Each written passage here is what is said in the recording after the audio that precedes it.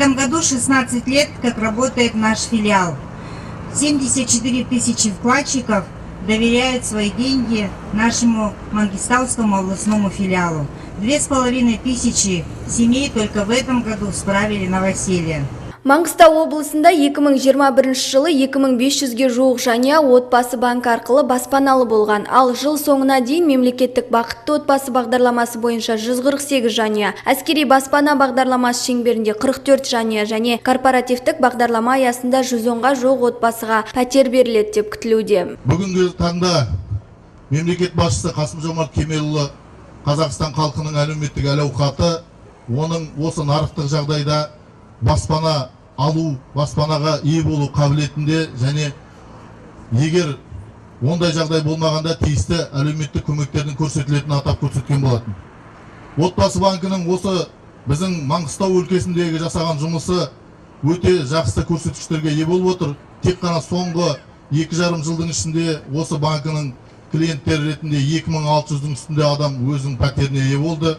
Бұл жақсы көрсеткіш.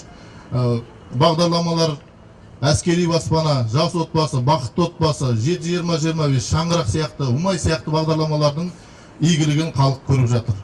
Отбасы күні қарсаңында Отбасы банкінің жаңа кеңсесі ашылды. Шара кезінде салым салып кезек күткен 10-ға жуық жанұяға пәтер кілті табысталды. Жаңа баспанаға ие болғандардың қатарында ұлттық қауіпсіздік комитеті шекара қызметінің маманы Мұхит Тұрақбаев бар. Ол әскери баспана бағдарламасы бойынша 3 бөлмелі пәтерге ие болып отыр. Бұл бағдарламаға ілігіп үй алуда әскери саладағы 18 жылғы еңбегімен көп балалы отбасының иесі болғандығы үлкен септігін тигізген. Отбасы банкі 2017 жылдан бері салымдарды жинап, осы биыл 2021 жылы үйлі болып отырып, әскери баспана бағдарламасымен.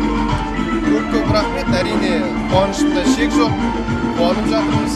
Мерекелік шарадан кейін жиынға келген қонақтар мен тұтынушылар жаңа кеңсенің жұмысымен танысты. Бұдан бөлек облыстық әкімдік пен Отбасы банкінің арасында жасақталған жаңа меморандумға қол қойылды. Әкімшілікпен Отбасы банк арқылы меморандум қол қойылды. Ол жерде әкімшілік жер береді, 1 микрорайон жер береді. Сол жерге застройщиктерді, құрылыс мекемелерді тартып, олардың өз ақшаларына салғызу мақсат.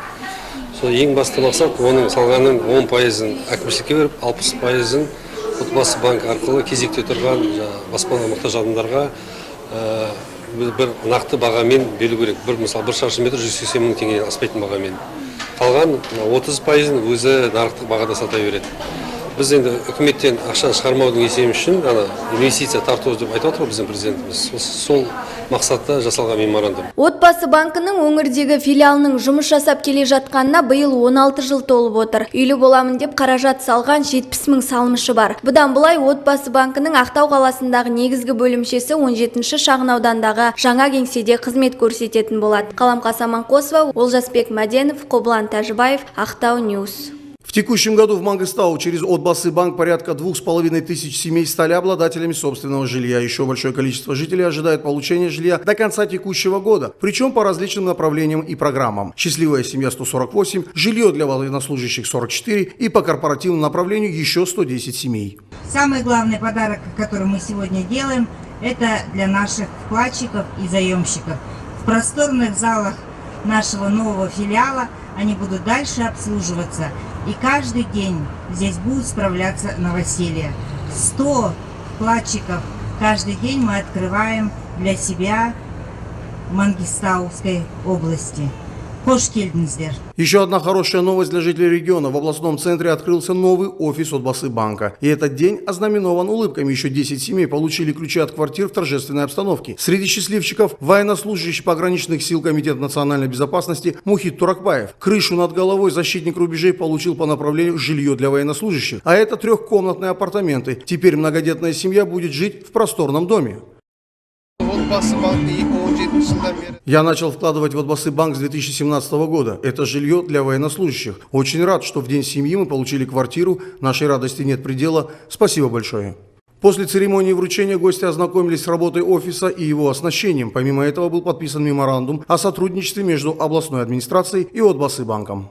Әкімшілікпен Отбасы банк арқылы меморандум қол қойылды. Ол жерде әкімшілік Мы подписали соглашение. Согласно документу, предоставляется земельный участок в первом микрорайоне. Наша цель – привлечь застройщика, который за свой счет возведет жилье. 10% квартир для очередников акимата, 60% наши вкладчики, 30% застройщик сам реализует. Помимо этого, работа ведется и по привлечению инвестиций. К слову, Отбасы банк является одним из самых продуктивных и заслуживающих доверия населения. Только в Мангыстау более 70 тысяч вкладчиков доверили ему свои кровные, и открытие нового офиса в 17-м микрорайоне – не что иное, как создание удобных условий для своих имеющихся и потенциальных вкладчиков.